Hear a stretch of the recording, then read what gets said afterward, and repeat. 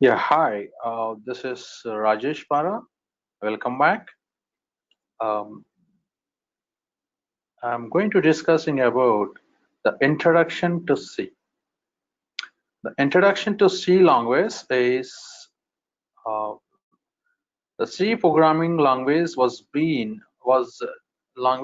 designed by Dennis Ritchie at Bell Laboratories in the earlier 1970s,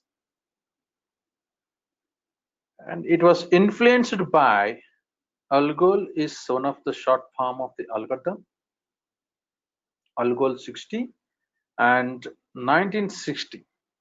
So, and the Cambridge University is came to the picture with a few features that was being derived with the NCPL language. And the next one, based on that, few more things was being added, features was being added by BCPL, that is Martin, it was being recorded, and it was been added some more features with 1967. Martin Richard was been came into the picture, and finally they came up with B language. Then Ken Thompson, based on all these above languages, was being derived with B language by the person of Ken Thompson in 1970s. So traditionally used for the systems programming, through this may be changing in favor of C++. The traditional C, the C programming language by Brian Geringham and Dennis Ritchie, a second edition at Princeton was being released. And from there onwards, they had been referred to as K and R, that means Geringham and as well as Ritchie.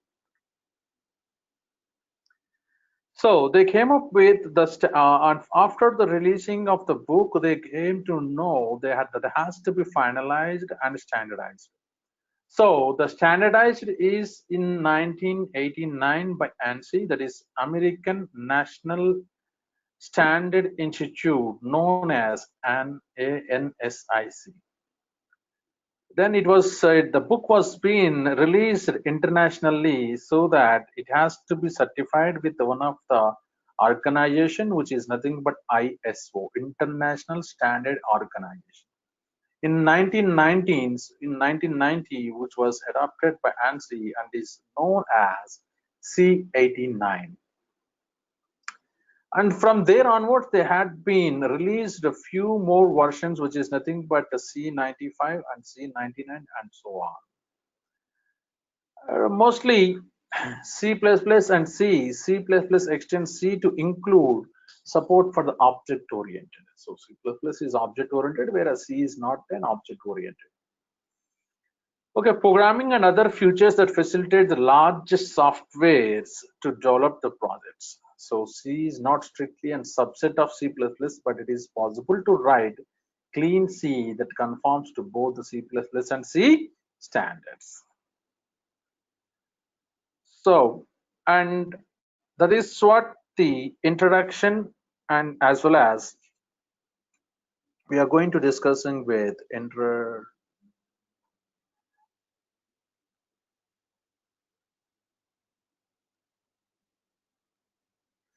right, and we are going to discussing one more concept, which is nothing but how the programming language, the C programming language structure will be. The C programming language structure, the structure of C programming language is, see, we can able to see the documentation section. The first one is the documentation section, where we can able to write the all the multiple comment lines we can able to use. This is the symbol slash star and as well as star slash, where see what is the main use of this documentation section, in the sense what kind of program that you're writing in the real-time situations. There are a lot many C files are there while developing a project, but which file is related to what, that we can able to explain using this multiple line symbols. Within this multiple line symbols, instead of dots, then we can able to write some kind of general English language, so that it was trying to explaining you what is the need of writing this C file, and what purpose it was going to be happening, what kind of actions it can able to happen. All those things that we can able to write in the documentation section. Then the next one is link section. In this link section, mostly it will pick up the library files based on the respective preprocessors that was being defined. Hash include stdio.h. See, hash, see, once the thing that we can able to say, once you had been installed in Turbo C, then in the Turbo C, the software was been installed. I mean, once the software was been installed, the Turbo C was created. The folder directory structure using like C:/TC, and in the TC folder we can able to find bin, BZI, and as well as include and so on. So in the include folder, we may consist of all kind of header files that was been with an extension of .h. Okay, so what are these things in the sense that all the header files is consisting of a common methodology. So that means if you're trying to dealing with the standard input and output operations, then you have, there is a kind of header file which is nothing but stdio.h. Only console related input and output, then we can able to go with con.io.h. Like that, maths related expressions, that we can able to go with math.h. That means each header file is consisting of a separate common files. According in that header files, we have to use those kind of functions inside into that file. So even that C language is consisting of the header file is also consisting of C language only. Okay, so according to that, we can able to based on this preprocessors, it can able to retrieve that code, and it will copy that particular code in, pick that content of the stdio.h, and it was copied instead of this line.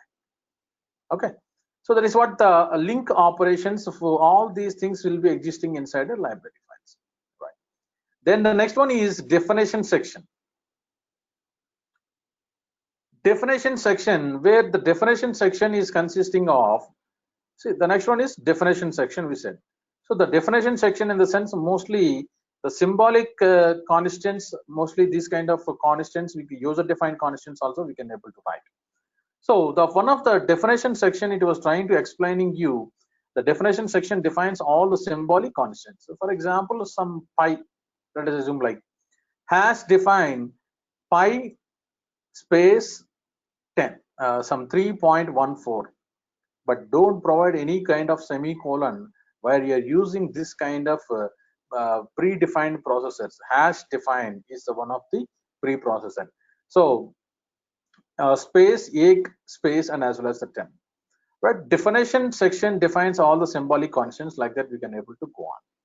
But whereas that means universal constant symbols, mostly we are going to using definition section, whereas global variable section also we can define your user defined functions or macrons, and as well as like a few defined something like if you want to define some constant variables, so that we can able to go for using this kind of declaration section, which is before the main function.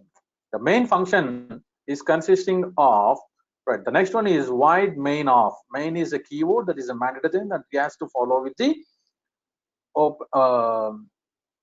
parenthesis, and it has to follow with the curly bracket starting and as well as the ending.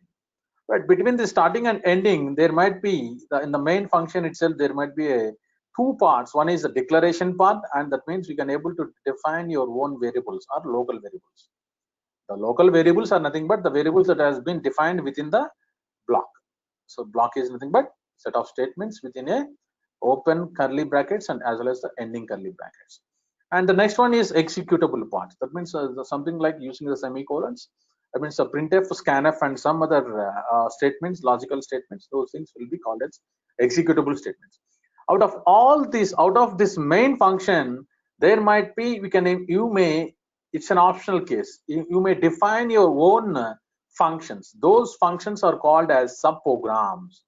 Okay, but then what is a functions, user-defined functions. What are those functions in the sense? It is also a piece of block of code only. It can, in order to perform a particular task, nothing more than that. Okay, so in later coming classes, we can able to discuss about these functions also. So sub programs, these are the program